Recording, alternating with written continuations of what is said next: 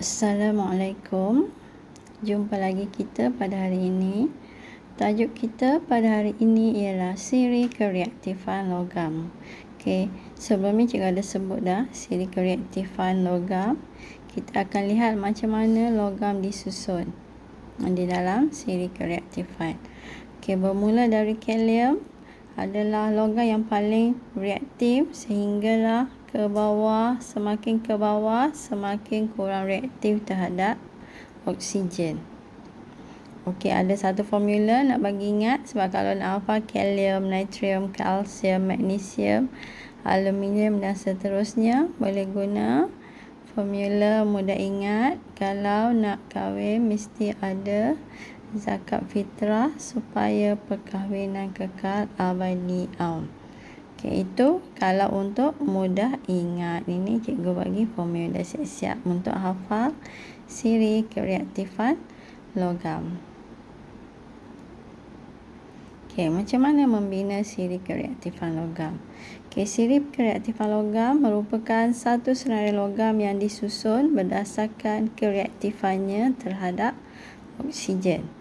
Logam yang berlainan mempunyai kereaktifan yang berbeza terhadap oksigen.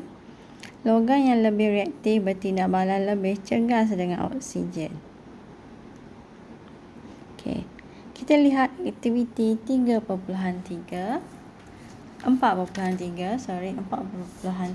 boleh rujuk dalam buku teks dalam muka surat 130. Okey, tujuannya untuk mengkaji tindak balas logam seperti magnesium, aluminium, zinc, ferrum dan juga plumbum dengan oksigen. Okey, bahan yang kita perlukan adalah hablokalium mengganat, serbuk magnesium, zinc, ferrum, plumbum dan juga wool kaca. Radas yang diperlukan pula ialah tabung didih, kaki retok dengan pengapit, piring porselin, spatula dan juga penunu Bunsen. Okey, langkah-langkah kita yang pertama, satu spatula hablokalium mengganat dimasukkan ke dalam sebuah tabung didih yang kering. Okey, sedikit wool kaca digunakan untuk menahannya daripada keluar. Okey, radas seperti yang disediakan dalam rajau. Okey, ini radas dia. Okey, letak kalium mengganat kat ujung ni tabung didih. Kemudian depan dia letak wool kaca nak elakkan dia keluar. Okey, kemudian ini piring porselin, dia letakkan serbuk logam yang nak diuji tadi. Okey, kemudian dipanaskan. Okey, satu spatula serbuk magnesium diletakkan di atas piring porselin. Okey, mula-mula kita guna serbuk magnesium. Okey, piring itu dimasukkan ke dalam tabung didih yang telah diapit seperti raja di atas. Okey, serbuk magnesium dipanaskan dengan kuat. Okey, mula-mula panaskan dulu serbuk magnesium, kemudian hablokalium mengganat juga dipanaskan dengan kuat. Okey, ini magnesium, kemudian hablokalium mengganat. Kecergasan tindak balas yang berlaku diperhatikan. Pemerhatian dicatatkan di dalam jadual. Langkah 1 hingga 6 diulang dengan menggunakan serbuk logam lain. Okey, fungsi kalium mengganat ni sebenarnya untuk membebaskan oksigen.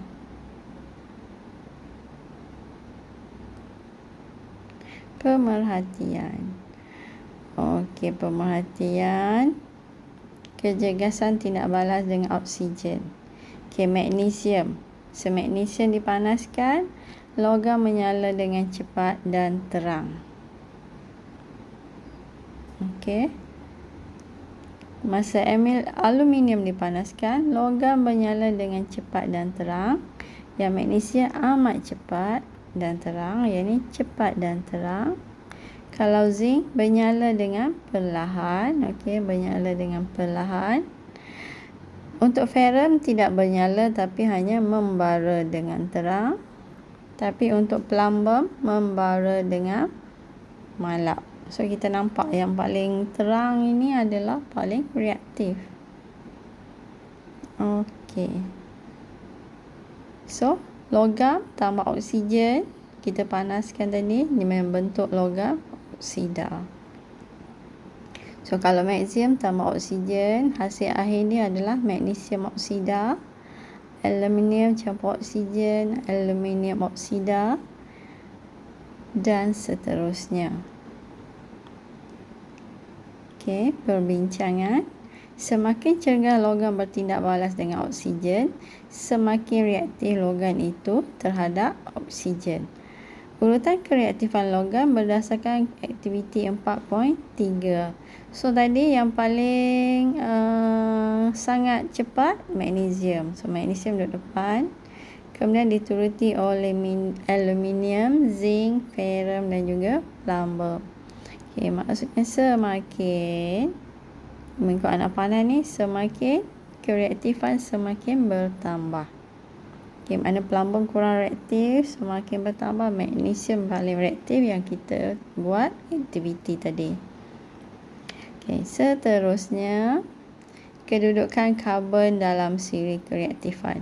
Okay, karbon. Sebenarnya karbon bukan logam, tetapi dia terdapat dalam siri kereaktifan logam.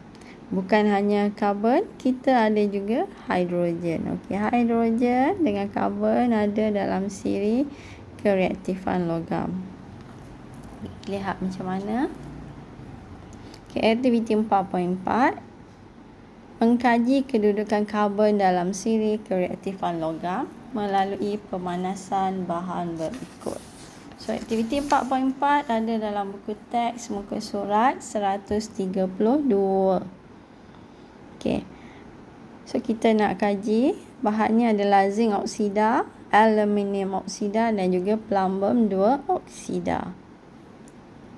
Okey, yang kita perlukan tadi bahan yang tadi cikgu sebut tadi. Kemudian kita perlukan radas. Radas ni adalah mangkuk bija, spatula, penunu Bunsen, segitiga tanah liat dan tuku kaki 3. Okey, langkah-langkahnya adalah 1 spatula serbuk karbon dan 1 spatula serbuk zinc oksida dimasukkan ke dalam sebuah mangkuk pija yang kering, kemudian dikacau dan digaul rata. Mangkuk pija diletakkan di atas segitiga tanah liat pada tungku kaki 3 seperti dalam raja. Okey, ni rajanya. Kita letak tungku kaki 3. Letak mangkuk pija. So dalam mangkuk pija ni masukkan logam oksida dan juga karbon. Kacau. Kemudian dipanaskan. Okey. Perubahan yang berlaku pada campuran serbuk ni diperhatikan. Okey, jadi aktiviti ni diulang lagi langkah 1 hingga 5 dengan menggunakan aluminium oksida dan juga plumbum 2 oksida. Okey, sorry tadi cikgu tulis bromida oksida.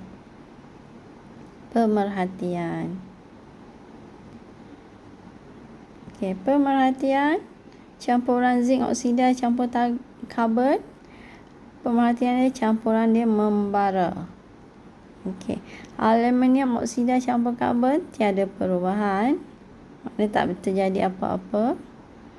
Plumbum 2 oksida campur karbon campuran membara. Okey, yang tak ada perubahan ni maksudnya dia kurang reaktif daripada aluminium. Yang ni zinc, karbon lebih reaktif daripada zinc, karbon lebih reaktif daripada plumbum.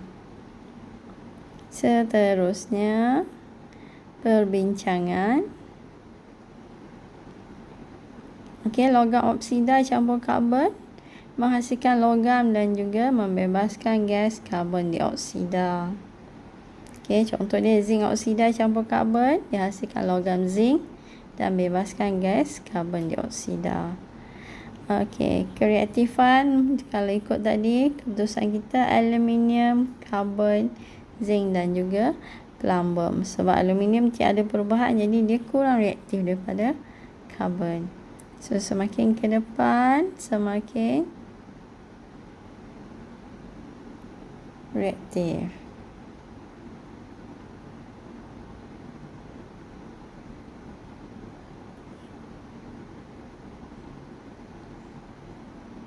Okay, seterusnya kedudukan hidrogen dalam siri kereaktifan logam. Kedudukan hidrogen dalam siri kereaktifan logam boleh ditentukan berdasarkan keupayaan hidrogen untuk menyingkirkan oksigen daripada oksida logam. Sekiranya hidrogen dapat menyesarkan satu logam daripada logamnya, maka hidrogen lebih reaktif dan sebaliknya. Okay, ini radas. Kita ada kelalangkon. Ada, radas seperti dalam raja. Dalam sini diletakkan asid sulfurik cair campur dengan larutan kuprum 2 sulfat. Kemudian dihasilkan gas oksigen, lalu masuk ke dalam kalsium klorida kontan di dalam tube U dan mengalirkan gas hidrogen kering ke dalam tabung didih. Dalam tabung didih ni kita panaskan logam oksida yang untuk diuji kaji. Apa fungsi kalsium klorida kontan? Menyerap air yang berlebihan dalam oksigen.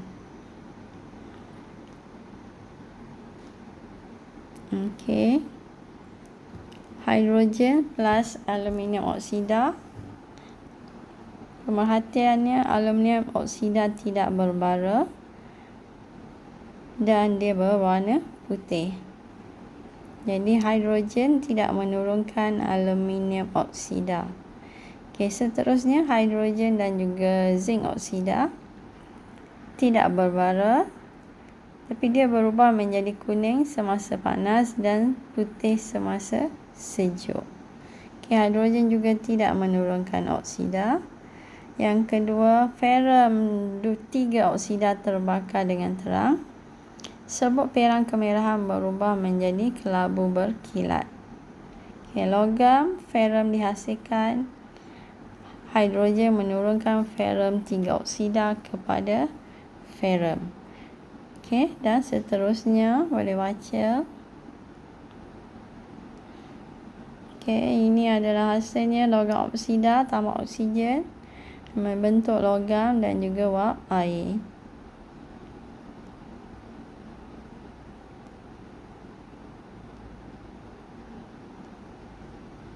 Kesimpulan. Walaupun siri kereaktifan logam ialah susunan logam mengikut kereaktifan terhadap oksigen, unsur bukan logam juga seperti hidrogen dan karbon ditunjukkan dalam siri ini. So karbon terletak antara aluminium dan zinc, dan juga hidrogen terletak antara zinc dan juga ferrum. Semakin ke atas semakin reaktif. Itu sahaja untuk hari ini. Hingga bertemu lagi. Assalamualaikum.